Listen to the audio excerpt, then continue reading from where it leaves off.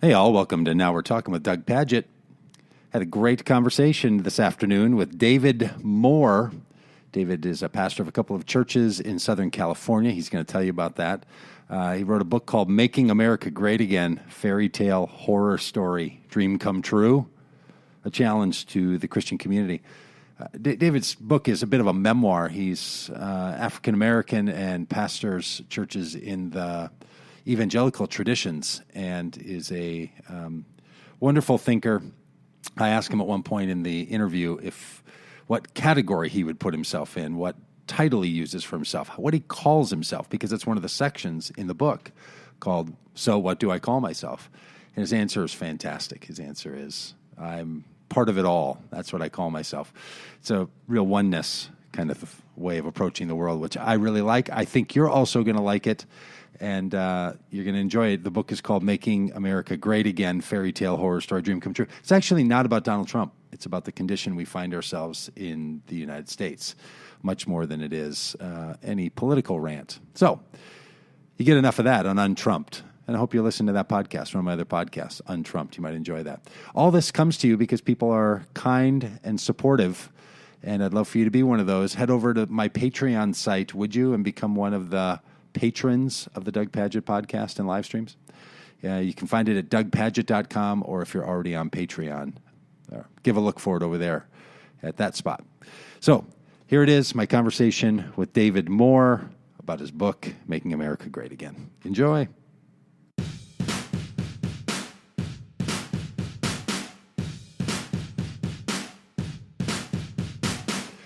Hey, everybody. Doug Pagitt here. David Moore over there. And we're going to take just a second, as you know, when we post these Facebook status update or Facebook Live updates, it takes a minute for Facebook to record that all over the country. And I just have to change the privacy here, David, and then you'll be able to share it all the places where you want. Cool. All right. Well, David is, among other things, a scholar, a professor, a pastor, and now the author of this fabulous book. David, congratulations on the book and all that you're up to. Well, thank you very much, Doug. Thank you for hosting me, and thank you for the interviews you've been doing with the Trump supporter. That's a Rubik's Cube we're all trying to get figured out. Well, thank you. Any input you have for me on how I should position myself or what I should talk to Adam about on Trump, I'd take it in a minute. Speaking of that, you entitled your book, Making America Great Again. And then it's got this fun little subtitle, Fairy Tale, ? Horror Story, ? Dream Come True, ? A challenge to the Christian community. So I'm super interested in why you framed it and made it look all Trump-like, other than, I guess it's just a great marketing pitch, Making America Great Again. But before we jump into the book, I want people to get to know a little bit about you. So I do want to ask you specifically about the book, and people should order it today and buy it and engage with it. But tell people about what you do. You're in beautiful California, Southern California, and you pastor a church. Yeah, I pastor two churches. I live in Santa Barbara and pastor a New Covenant church here in town. And then every Sunday we go down to Oxnard, my wife and I, where we lead a Foursquare church called Church for the Nations. Is that right? The church in Santa Barbara is Church of God in Christ. Uh-huh. Yeah, I didn't know you're also connected to a Foursquare church. Yeah.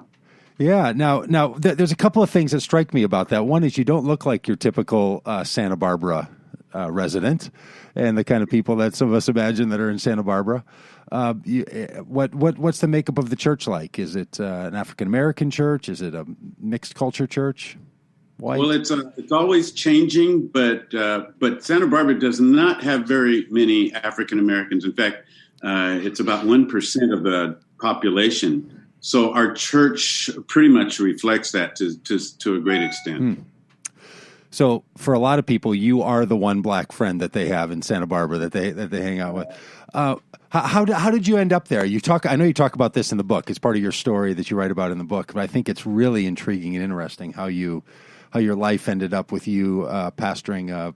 Growing up in a tradition of black churches as you did, that now you're pastoring churches in a church in Santa Barbara, and then one in Oxnard that are different than that. Yeah, in fact, both of the congregations are pretty diverse, somewhat different because Oxnard is more of a blue collar community, more of a Latino community, even though Santa Barbara is. In fact, California is. Yeah. But I came here over 3 decades ago because there was a small church of about 12 people, African American. Mostly old enough to be at that time our grandparents.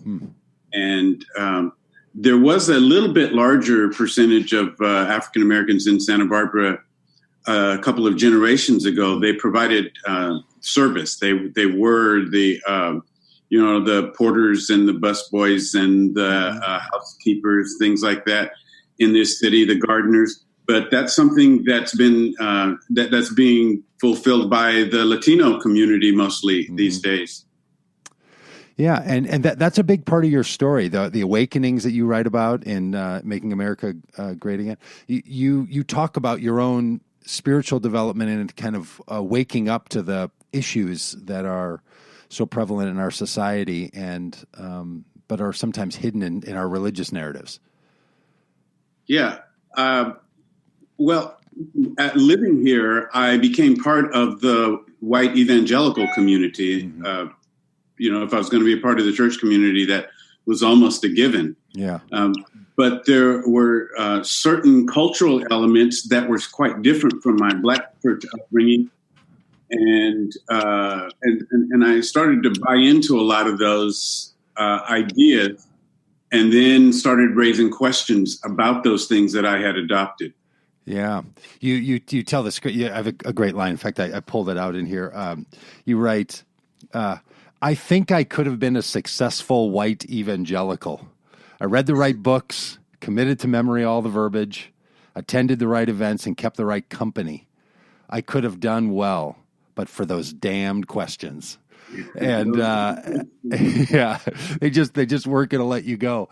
In some ways, this book is it's a memoir, isn't it? Like you're really telling your story. If someone just saw the cover, they might think it's a commentary on the current political situation alone. But it's much more than that. Not.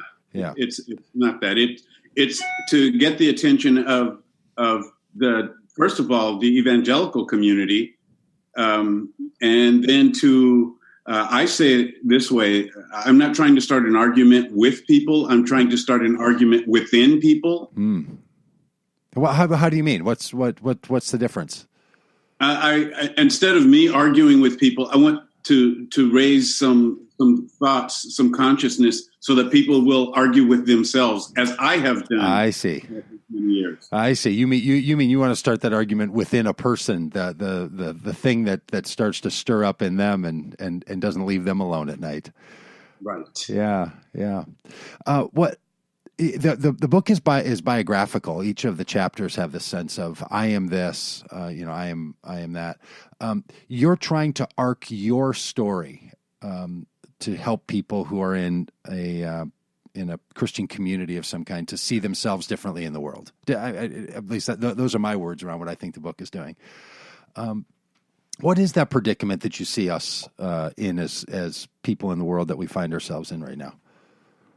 I went to the Women's March the day after the inauguration. Yeah, and it was declared to be the largest thing Santa Barbara has ever had. Wow.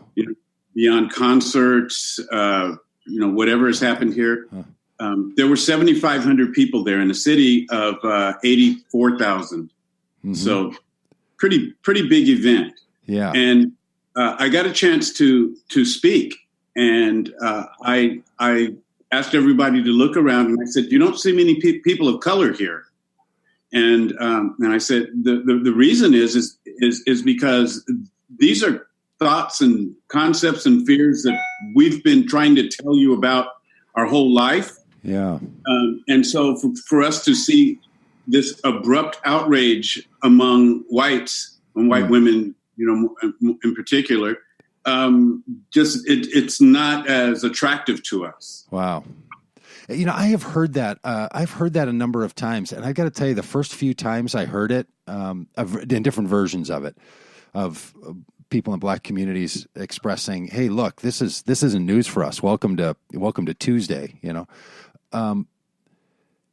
I was quite dismissive of that, frankly. I said things, out loud and to myself internally, like, "Oh, well, okay, I know that it's not brand new, but I think it's really something." It is something new, it might not be brand, and I've become convinced over the last, that I've started hearing those kinds of commentaries about the last year and a half, even before the election. And I'm convinced I'm totally wrong about that. It is the same dilemma that's been going on. And, what's new is me to this arena, and into this experience. That's a hard, reality to come to grips with. I mean, not with a lot of guilt, or that's not what I mean. It's not hard to have to come to that reality. It just takes a lot to get someone to that place. Yeah. Well, when you don't have to go back 20 years. You just go back to last year and you look at the clown car that was the GOP slate of candidates, and that there's a tremendous dysfunction. That's the best that they could produce. Yeah. How come you framed your book in the lens of making America great again? Fairy tale, horror story, dream come true. Why did you pick that frame? Because it feels a little bit like, there is something new that happened with all this. Is that why? Because you're trying to connect it back to 1916 and. No, in fact, it was not my original title of choice. Uh-huh. In fact, that phrase is in the book, that some people want to make America great again. For some, it's a fairy tale, others a horror story. So that phrase is in the book. And when Brian McLaren, who wrote the foreword to my book, when he read my manuscript, he thought that should be the title. I was really reluctant to change it because my previous title had been a muse to me as I wrote the book. Yeah. Well, and what was the previous title? Okay, so now I got to tell you how I came up with the previous title. I love this. This is like asking, each parent what you really wanted to name the child. This is where you really find out. Yeah. Yeah. Okay, so there's a Guamanian guy. He was born in Guam in our church, and he was adopted by loving white parents who lived in Arizona. So he grew up in Arizona in a conservative, very conservative white religious community. Mm-hmm. And they were not very receptive to this family, simply because they had a kid who was a little darker than everybody else. And one day they woke up to find a cross burning on their lawn. Oh. And so he was pretty resistant to anything Christian.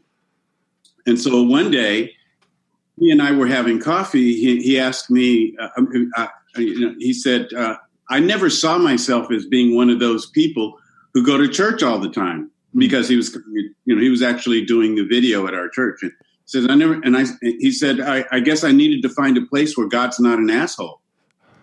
And so that was going to be the title originally, and it energized me as I wrote. Yeah, it was going to be God's Not an Asshole. Yep. Yeah. Now, okay, so I want to hear, because I've read about it in the book, but I want to hear your telling of the stories of this transition, because the kinds of people in this 1980s and 90s that you were finding yourself around, kind of your typical run-of-the-mill evangelical radio kind of conservative evangelicals. Yeah. And Were you always someone who said, I don't know that this fits me all that well, this way of viewing the world and because I have, well, I'll tell you my bias. I have a bias that for a lot of people, it's the conservative part of the evangelical thing that's problematic. It's there's that evangelical spirit of caring about other people, having personal transformation in someone's life, wanting to create the context in which the good news is felt by everyone, however we experience the good news, that the life we live now is just as important as anything that could ever happen in the future. Those are all things that kind of manifest in an enlivened evangelical spirit. Then it gets combined with this conservatism. So is that what was happening with you? Were you feeling this bound upness on the conservative side, or what was it that started to really trouble your spirit? I think that what appealed to me is was the intersection of coming from a Pentecostal, a holiness background with the desire to live a pure life. Mm-hmm. So it was a lot of it was a purity thing, because this was a big deal for evangelicals, especially in the area of sex and sexuality. Mm-hmm. And then I began to see that there was such an emphasis on that. That it left out too much of the gospel. Yeah. For example, we live in a very violent society, but we indulge violence in sports and in film. We indulge it, and I've told people, I'm not going to indulge in that stuff, but I'm not telling you not to, and I'm not trying to shame you for doing it. However, I would ask you not to shame the people who are into pornography, because it's the same thing. Wow, talk about that. How do you mean? You mean there's a thing in the sexualized part of pornography that plays out in the same way as the spectacle? Well, it's about body chemicals. I mean, I noticed that the reason that I would watch an NFL game, or the reason I would watch boxing, things like that, is because of the adrenaline, what it does for me. Okay. And when I stopped doing, I noticed an actual biological change and spiritual change in my life that brought me to a more centered way of being. And so, again, I don't tell everybody stop doing that, because I told our congregations, I said that's like a monk taking a vow of silence. Now everybody shut up. I'm just saying this is what has appealed to it about me. Yeah. But at the same time, the church is very silent about violence. Yes, that's right. We know that our country has 25% of the prison population. Yeah. But we also of the world, with only 5% of the population, but we also have half the guns in the world, and that's just the civilians. And we don't know it. We can't see the forest for the trees. We're so fully immersed in a violent culture that we consider it a triumph if we can have fewer than 1,000 police killings in a year, police killing people. But there are countries that are trying to get that number under 1. They're trying to get it down to 0, in Scandinavia and Japan and places like that. Yeah.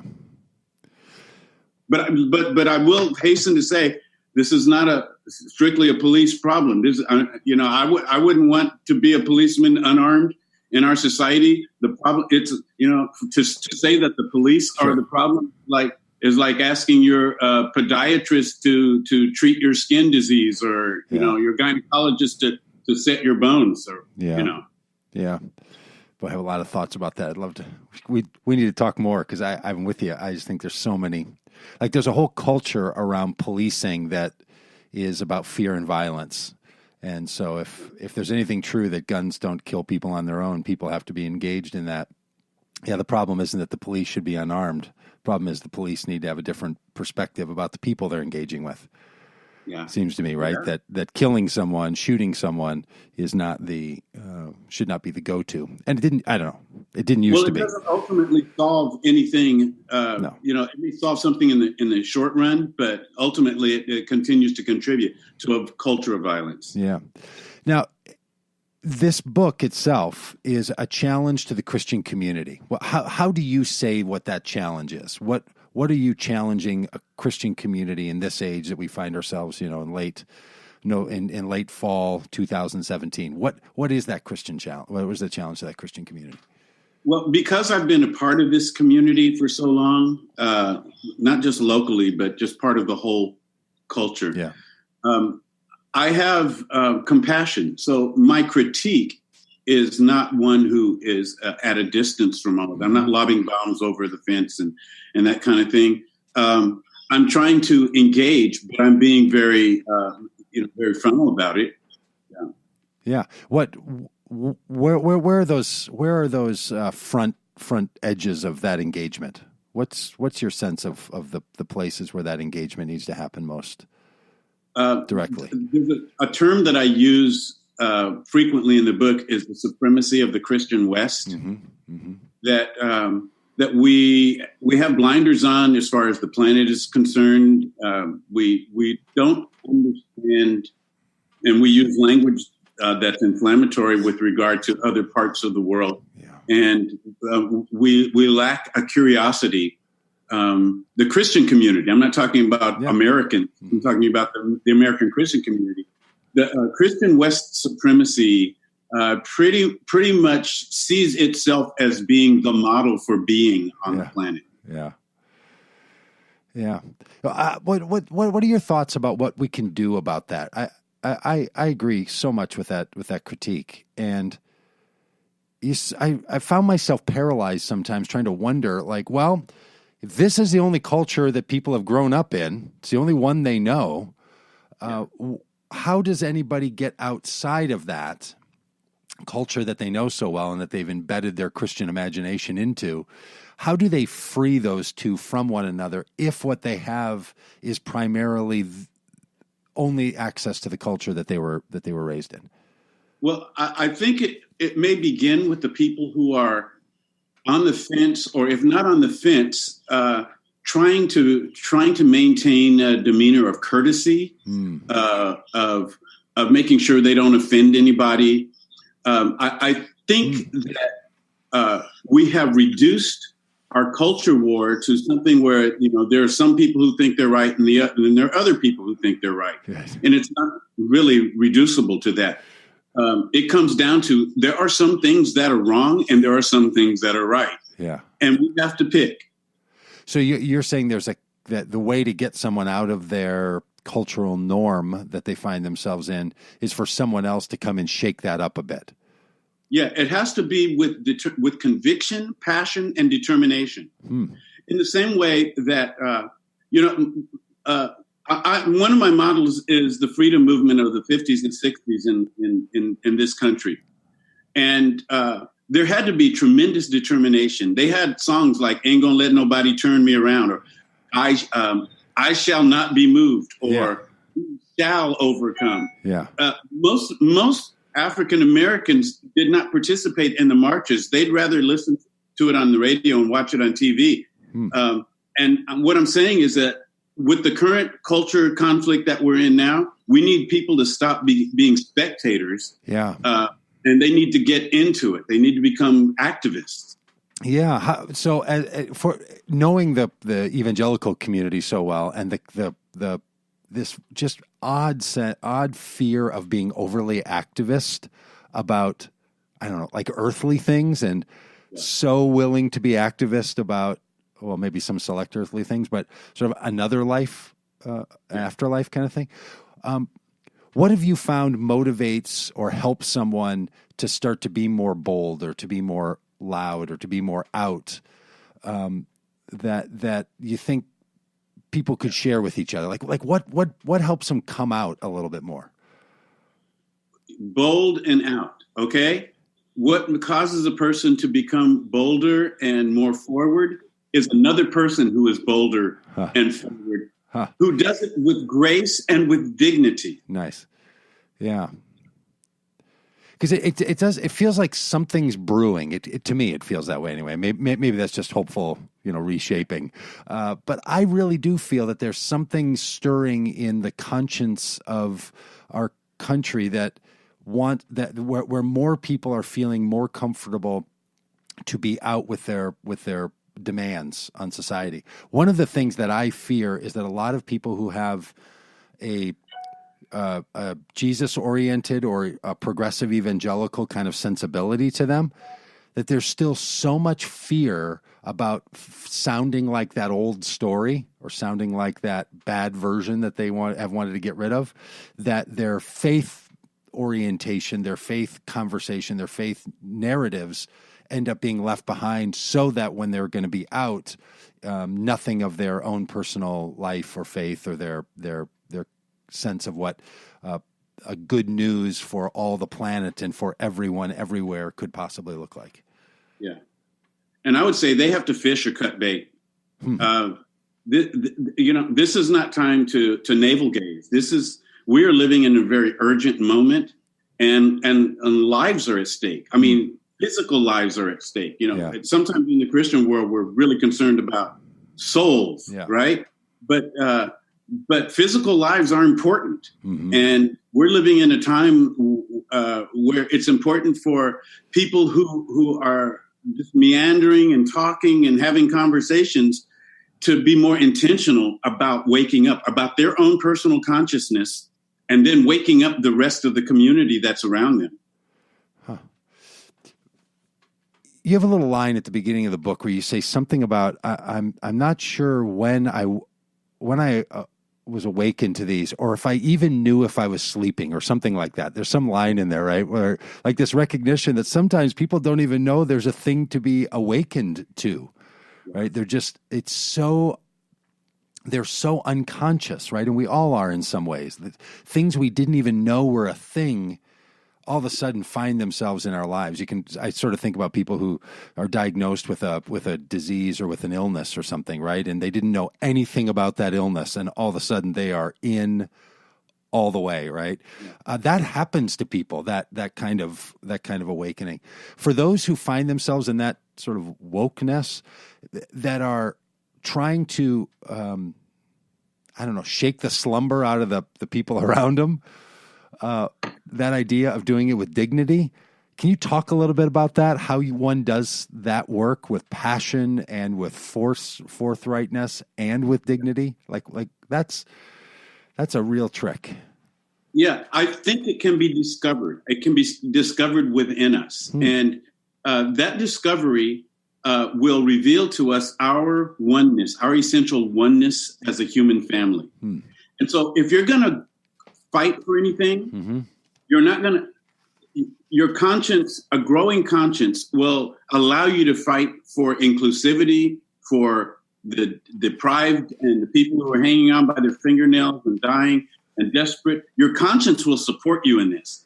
You're going to have to climb over your conscience if you're only going to fight for your group, your in-group, your religion, your race, or whatever it is. But there's something that's liberating to the conscience when you say, you know what? If we're going to war, I'm going to fight for all of us. In one of the chapter headings in the book is under the big section, I am a human being, which is that's a very powerful and provocative statement, especially around the issues of race and slavery in this country, right? To have to start a book with a chapter that says I'm a human being. And then you go on with others that are, I am not a loser, I'm a skeptic, I'm all in for Jesus, I'm a global citizen, I am ashamed, and I'm not who you think I am. In that little section of I am a human being, one of the sections is, so what do I call myself? And I was struck by that because I think a lot of this struggle we have has to do with identity. And I think a lot of people don't know where to turn for their identity. And it's you mix that with a sense of not wanting to label or be labeled, which are both happening in our society. And you really get this sense where people end up without an identity or feeling like they don't have one or they don't know what to do. How do you think about or refer to yourself when you talk about yourself sort of in your out religiousness in the world? Yeah. And see, this goes back to recognizing our essential oneness. It's so important to start there because everything else is so easily objectified. Nice.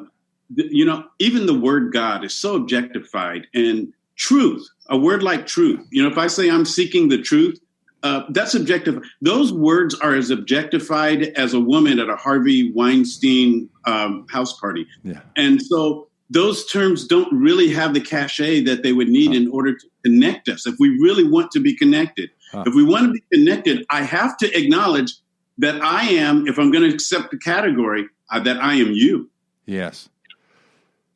So when someone says, David, you don't like this kid at your church, I didn't know I was going to be in one of these places. I didn't know there was a place where people talked about God like that. And you tell a story like that in the book too. Like I didn't know there was a place like this. How do you refer to yourself? Do you say I'm Christian? Do you say I'm Pentecostal? I'm evangelical? I'm progressive? Yeah. What do you say? I'm all of those things, but you know what? Nice. I call Pope Francis my Pope. I have a friend, one of my closest friends here in town. In fact, he's spoken at our church, and I spoke for him for Yom Kippur 2 years ago. Is a rabbi. I call him my rabbi. Yeah. I just don't. I don't allow myself to get stuck in those places. I don't need to. My humanity is more important to me than my category. Yeah, that's nice. That's nice. For people who feel that, what a lot of people that I know worry about is they really don't want to be alone, right? That's a big deal, and they'll stay quiet in situations just to not be alone. Do you think this bit of do you think there's any struggle with the interconnected oneness notion that we want all of us to recognize and to know and to be rooted from when it comes to that sense of feeling like you belong? Because a lot of people struggle with putting those two things together, a belonging and a overall interconnectedness. I get that. And I encounter that and people are actually terrified over not belonging to something small. Yeah. The thing is that when you can belong to the biggest thing, it's beautiful. That's great. Why would you give that up? What are the tricks for somebody to start to shift from having a mindset where they only know how to belong to the small to knowing how they belong to the all? Yeah, for me, I think that the biggest contributor to my growth in consciousness and waking up has been the contemplative tradition, and that's why in the acknowledgments of my book, I point out that especially Catholic contemplatives have influenced my life over the past decade plus, and it's really transformed me. How have you used it? Do you use particular practices, or do you meditate? Do you pray? Do you do the rosary? Centering prayer is big in my life. Even though I've been a pastor all of these years, I've told our churches I used to hate prayer. Yeah, I'm not saying I didn't do it. Right. I just hated it. Yeah, all right. That's right. It's like taking a shower. Yeah. It's like there were times when I would go to a private place and spend the day in prayer, and at the end of the day, I felt miserable. And here was my issue. I found out that as an empath, the empath that I am, I was just loading myself down with problems. In the guise of giving them to God, I was taking them on faster than I was giving them away. Wow. Yeah. And so when I learned centering prayer, it had the reverse effect. Instead of burdening me down, it began to release me. And I was able to be more clear-headed and therefore more forthright and confident in who I am. Do the people in your church do that with you? Do you pass that along to the people in the churches, or does it come to the people? Do you share it only with the people who come to you to learn about it? Like, is it a part of the fabric? A little of both. There are times when I will, thematically address it, but just like for me, I don't know how long it's been in the world. It's been in the world from the beginning, but then we've had people in recent history like Thomas Merton and other contemplatives who I was aware of and even read, but it didn't it didn't affect my life, right? Yeah. Well, hey, this book I think is super helpful.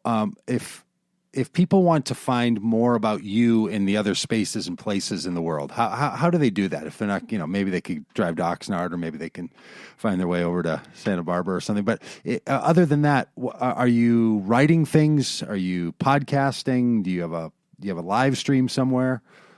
What are you doing? Yeah, I would love to do those things, but as a pastor of 2 churches and an adjunct professor and a very involved advocate and activist in my local region, it doesn't leave a lot of daylight for those things. So for me, one of my primary platforms is my Facebook page. Yeah. So I do a lot of Facebooking seasonally. Mm-hmm. And you mean like in the fall, you put on fall colors, and then in the spring you come out with some white pants? Well, no, just seasonally in the sense that I got it. Yeah. For Lent, I completely disengaged from all social media, from Twitter and Instagram and everything. But there are times when I'm very active and involved there. And that's pretty much it at this point. And on Facebook, you're David N. Moore? Yes. With that middle initial, because there's a few David Moores in the world. So David N. Moore is how you find it. Well, boy, if there's any chance you could ever grab in those church meetings you're doing, or any teaching you're doing, or other things you're doing, and send that out to the rest of the world in some kind of a stream or a podcast or video or something, I think it'd be just great. Our my Sunday talks are recorded at our church website, ncwc.net, as in New Covenant Worship Center.net, ncwc.net. Okay. So those are up every week. Great. And what's that style like? What are your Sunday teachings like? What do you do? Well, I just love doing this. I present the theme. It's biblical. I start with the scripture. A lot of it is rethinking how cultural understanding of scripture. But then we have a conversation. I open the floor, and so I just love doing that. It's great. I do a very similar thing at our church. It's hard to get a good recording of that all the time, though. How does it work at your place?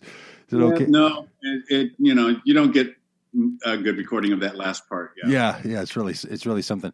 Well, David, I'm really proud to be your friend and to tell people about this book. I think it's great, and I'm going to be in Southern California in January, so maybe we should connect.